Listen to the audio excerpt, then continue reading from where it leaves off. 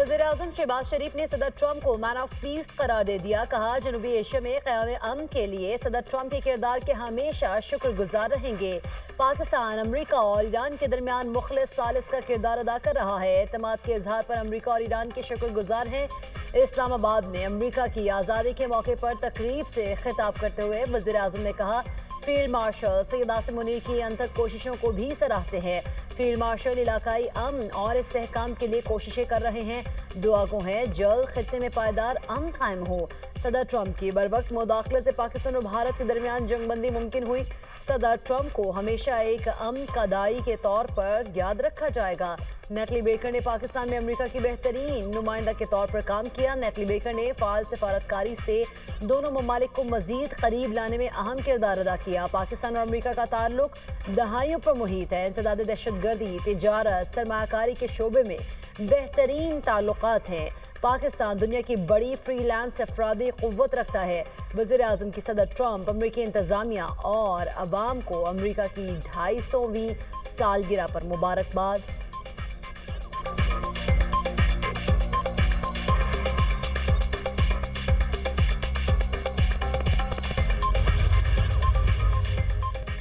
मजबूत पाकिस्तान अमरीका और मजबूत अमरीका पाकिस्तान के मफाद में है। अमरीकी नाज़िमुल अमूर नेटली बेकर का अमरीकी सिफारतखाने में तकरीब से खिताब। कहा, ईरान जंगबंदी पर सदर ट्रंप ने वज़ीर आज़म और फील्ड मार्शल को सराहा।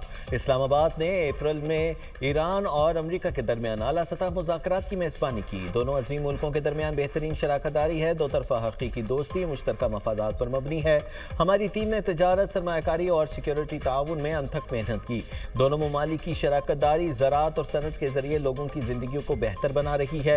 लाहौर में बसंत के शानदार त्यौहार में शिरकत की।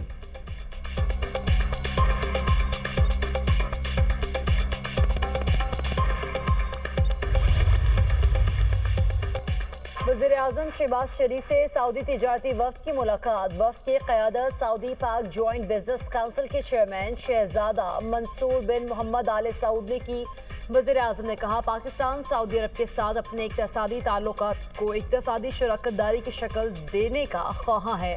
वफ़द का दौरा मुख्तलिफ शोबों में बातचीत और मफाहमत की यादाश्तों और मुआहिदों पर दस्तखत करने में मदद फराहम करेगा।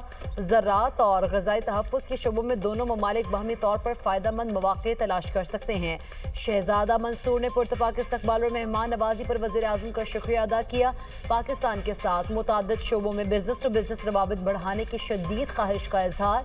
बंदरगाहों, शाहराहों, हवाई अड्डों की आउटसोर्सिंग, तवानाई, IT सेक्टर में सरमायाकारी में सऊदी दिलचस्पी का इजहार।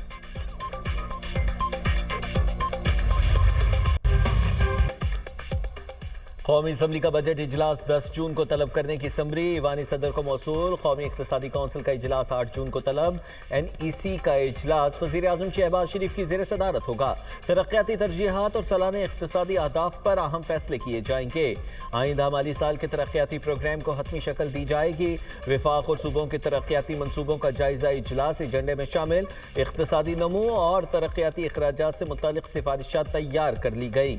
वज़ारत ख़ज़ाना के मुताबिक 9 जून को पाकिस्तान इकोनॉमिक सर्वे जारी किया जाएगा। वफाकी वज़ीर ख़ज़ाना इक़्तिसादी सर्वे में रवा माली साल की मुआशी कारकर्दगी का जामे जायजा पेश करेंगे।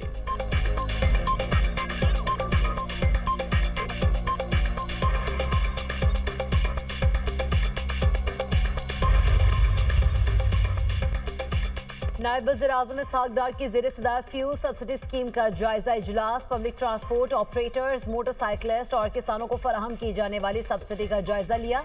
स्कीम पर अमल दरामद और सूबाई हुकूमतों के साथ राब्ताकारी का भी जायजा लिया गया। स्कीम की 5वीं और 6ठी किस्त जून के दौरान जारी की जाएगी। हुकूमत का फैसला। इसहाक़ डार का स्कीम की मजमूई पेशरफ पर इत्मीनान का इजहार। कहा, बाहमी राब्ताकारी और एहतसाब के निज़ाम को मजीद मजबूत बनाया जाए ताकि मुस्तहिक अफराद तक ज्यादा से ज्यादा फायदा पहुंच सके।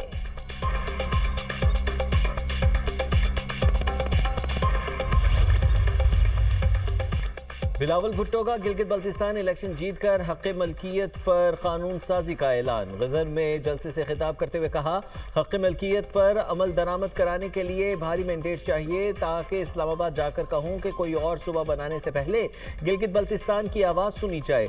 इलेक्शन जीतकर आइन का तहफ़्फ़ुज़ यकीनी बनाएंगे। 18वीं तरमीम के तहत हमने गिलगित बल्तिस्तान को हकूक़ दिलवाए हैं। जो पंजाब को तहफ़्फ़ुज़ नहीं दे रहे वो गिलगित बल्तिस्तान को भी नहीं देंगे। जी आला वज़ीर आला होगा तो आप लोगों को हुकूक दिलवा सकूंगा। पिछली बार पीपल्स पार्टी से 9 नशिस्तें छीनी गई थी, इस दफा कोई हमसे सीट नहीं छीन सकेगा। पीपल्स पार्टी रोजगार देती है, बाकी जमातें छीनती हैं। नून लीग विफाकी इदारों में धड़ाधड़ लोगों को बेरोजगार कर रही है। पीटीआई भी लोगों को बेरोजगार कर रही है। गिलगित बल्तिस्तान में हाउसिंग मंसूबा शुरू करेंगे। BISP के फंड्स में इजाफा करेंगे। गिलगित बल्तिस्तान में मुफ्त इलाज के लिए अस्पताल बनाएंगे। हमें विफाक से कोई मदद नहीं चाहिए, वो आएंगे तो मजीद खराबियां पैदा करेंगे। विफाकी वजीर 4 बार हुकूमतें लेकर भी कहते हैं कि हम आपको 100 मेगावाट बिजली देंगे। गिलगित बल्तिस्तान खुद 50,000 मेगावाट बिजली बनाने की सलाहियत रखता है।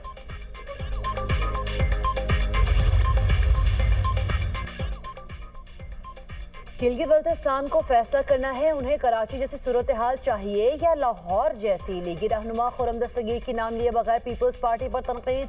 हुंजा में वर्कर्स कन्वेंशन से खिताब करते हुए कहा, सड़कें वही बनाएंगे जिन्होंने माजी में मुल्क में शाहराहों का जाल बिछाया। GB से बलूचिस्तान तक हर मंसूबे पर शेर का निशान है। आबिद शेर अली ने कहा, गिलगित बल्तिस्तान की तरक्की के लिए अवाम को नवाज शरीफ की जरूरत है। अवाम तरक्की और खुशहाली के जामिन लीडर का इंतखाब करें। हम नफरत की सियासत पर यकीन नहीं रखते। पीपल्स पार्टी नफरत नहीं, हमेशा उम्मीद की बात करती है। खातून अव्वल आसिफा भुट्टो जरदारी का कांग्रेस में नगर में जलसे से खिताब। कहा, पीपल्स पार्टी गिलगित बल्तिस्तान के आवाम को तनहा नहीं छोड़ेगी। बिलावल भुट्टो गिलगित बल्तिस्तान के नौजवानों को रोजगार दिलवाएंगे। बिलावल भुट्टो सिर्फ सियासत नहीं, अवाम की मुस्तकबिल की बात करते हैं। बिलावल भुट्टो की सियासत का मकसद सिर्फ हुकूमत हासिल करना नहीं, अवाम की खिदमत करना है। बिलावल भुट्टो की तरजीह अवाम है। नगर के अवाम की उम्मीदों पर पूरा उतरेंगे। तीर सिर्फ इलेक्शन निशान नहीं, तीर मजलूम की आवाज और जमहूरियत की पहचान है। दुश्मन मैदान जंग में नाकामी के बाद ईरान के अंदर तकसीम का बीज बोना चाहता है। तहरीरी बयान में ईरानी सुप्रीम लीडर मुश्तबा खामनेई का कहना है, अमेरिका और इसराइल को ईरान के साथ महाजराई में शिकस्त हुई और अब उन्हें जिल्लत का सामना है। दुश्मन अपनी तवज्जो हाइब्रिड जंग पर मरकूज कर रहा है। वो शक, मायूसी और बदएतमादी फैलाना चाहता है। अमेरिकी क़यादत में साम्राज्य ने पिछले 80 बरसों में इसराइल के नाम से एक फौजी अड्डा बनाया है। वो आज़ाद ईरान के वजूद को कबूल नहीं करता।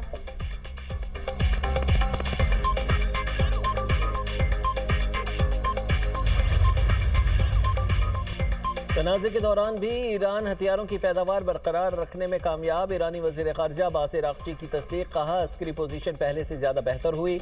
जंग जारी रखने की सलाहियत मौजूद है, लेकिन ईरान जंग नहीं चाहता।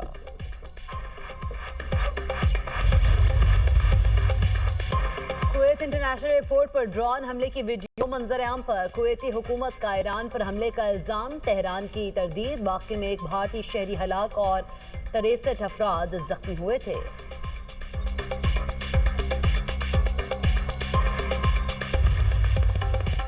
जंगबंदी के बावजूद इसराइली फोर्सेस के जनूबी लेबनान में हमले।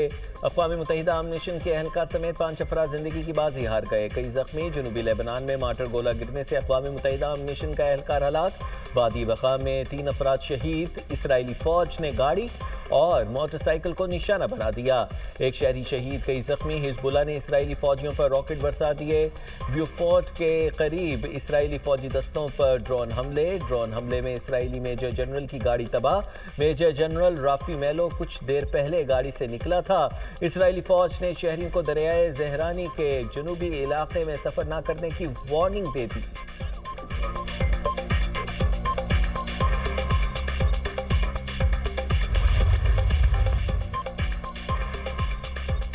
पाकपतन में बकरा चोर गैंग की गाड़ी दरख्त से टकराने के बायस हलाक अफराद की तादाद 4 हो गई। हादसे में जख्मी होने वाला शहरी जख्मों की ताब न लाते हुए दम तोड़ गया।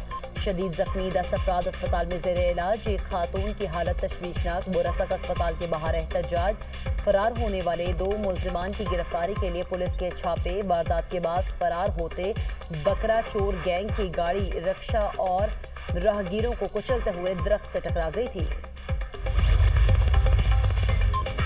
पंजाब के बेशतर शहरों में मूसलाधार बारिश, मुतादिद मकामात पर जालाबारी। लाहौर में आंधी के बाद बादल बरस पड़े। जौहर टाउन, गुलबर्ग, गार्डन टाउन, मुस्लिम टाउन समेत दीगर इलाकों में बारिश। गर्मी का जोर टूट गया। गुजरांवाला, शेखुपुरा, चिन्योट, फालिया समेत दीगर शहरों में तेज हवाओं के साथ बादल जमकर बरसे। इस्लामाबाद और रावलपिंडी में बारिश के बाइस पानी जमा। खैबर पख्तूनख्वा के मुतादिद इलाकों में मूसलाधार बारिश। करम में आसमानी बिजली गिरने से 3 अफराद जाँ बहक, 1 जख्मी। हंगू और हरिपुर में भी गरज चमक के साथ बरसात। आज़ाद कश्मीर के मुख्तलिफ इलाकों में बादल बरस पड़े।